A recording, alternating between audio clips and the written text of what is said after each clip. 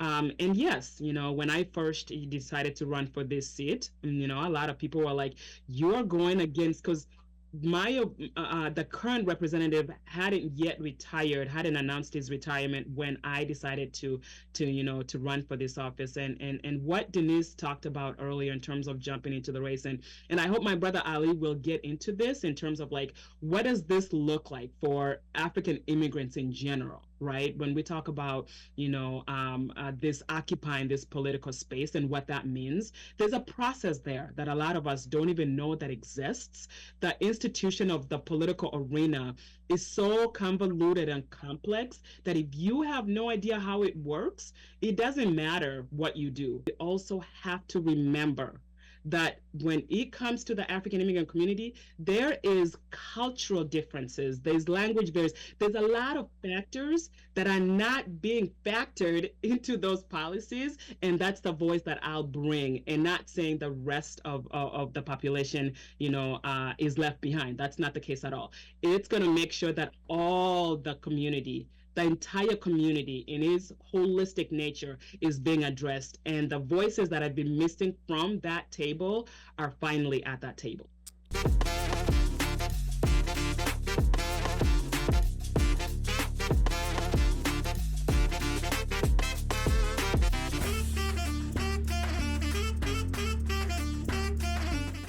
If you're elected, you're going to be inheriting a seat currently occupied by incumbent Michael Nelson, who's also a Democrat who won and opposed in the 2022 election. And he's apparently been on that seat for a very, very long time.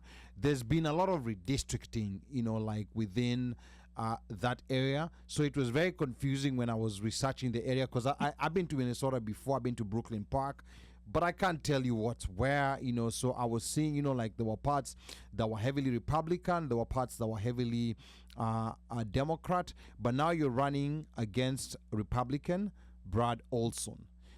Please just tell us how you're currently looking, or how the polls are currently looking, and what you have to say to voters that are still 50-50 about Huldah. They're like, I don't know, like we don't know who she is. She doesn't look like the previous representatives we've had in this area. I don't know about that. Like. Yeah. No, I mean there's some people who are saying that, from what we are getting on the ground, she doesn't look like the previous people that we've had here. So what are you going to tell these people, Huldah? Absolutely. So first of all, we are seeing a lot of voter turnout, early voting. Our team has been very intentional about getting the people to our community to get out and vote early, especially with everything that's going on the national stage. And really the drive for seeing those numbers go up, this very well, in the beginning, early voting period of this general election is because of what happened, right? We saw a couple of months ago where, President Joe Biden stepped down and then obviously endorsed Kamala, and she won that DFL endorsement ticket. And that jolted, I felt like that was like a jolt of life to the DFL party, not only at the national level, but at the local level. And we're definitely, obviously, with everything that's going on and with the rhetoric in the national arena, is getting people really anxious about the general elections, and people are going out and voting, which is good. So like Denise mentioned, this district is very diverse, and it has leaned Democrat for 20 plus years, right? You mentioned Mike Nelson, the current representative, who will officially be done with his term. He's been in office for 20 plus years, and in last election cycle, like you said, he was not opposed, and that goes to show you how far this district has come in terms of representation. Denise talked about representation, and that is a core part of my why, is because this district being the most diverse district in the whole entire state of Minnesota, when you look at its leaders, they don't reflect the demographics of this district. Not only from the state level, but also for the local level. That is the city council on both, the city of Osseo and the Brooklyn Park here. Denise talked about, my primary opponent, our brother Russell Winfred. He was the first African immigrant or black, I think black elected official city council to the city council of the state of the city of Brooklyn Park, right? So that goes to show you that there's still a lot, to go when we talk about representation. And yes, when I first decided to run for this seat, a lot of people were like, "You're going against," because my the current representative hadn't yet retired, hadn't announced his retirement when I decided to run for this office. And what Denise talked about earlier in terms of jumping into the race, and I hope my brother Ali will get into this in terms of like, what does this look like for African immigrants in general, right? When we talk about this occupying this political space and what that means, there's a process there that a lot of us don't even know that exists. The institution of the political arena is so convoluted and complex that if you have no idea how it works, it doesn't matter what you do. You will never crack this space. And so for us, especially Denise and I and my campaign, it has been it has been important for us to do voter education.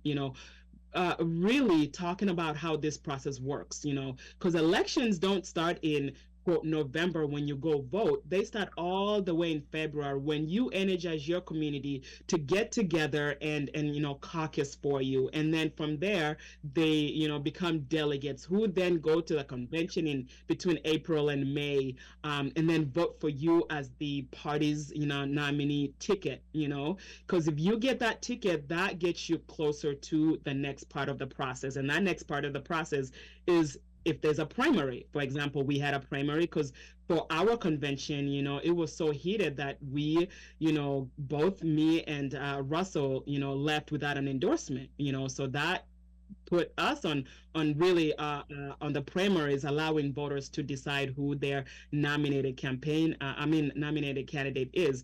And you mentioned, Brother Ali, you mentioned about, I only won by 50 votes. That's not a lot of votes when you look at the number of voters in this district, which is 21,000 plus, right? In this district alone, only I only won by 50 votes, and less than 2,000 people voted in the primaries. So you see how important all of these steps are, and when we talk about how important the primaries are, a lot of people are like, the primaries. But if you don't put vote in the primaries, your candidate is not going to be on the November ballot, right?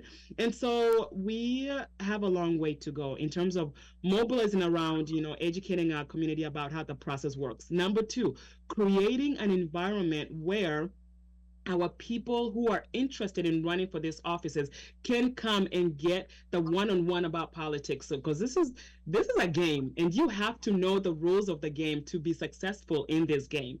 So providing an environment where our candidates are being taught. Creating also a collective effort, and that's why you mentioned Somali community, how they've been able to be so successful in terms of getting even one of their own in Congress. They have understood how the process works, and they've come together and created packs of groups and mobilized around that. And then from there, they have gained the power to really influence, who gets elected.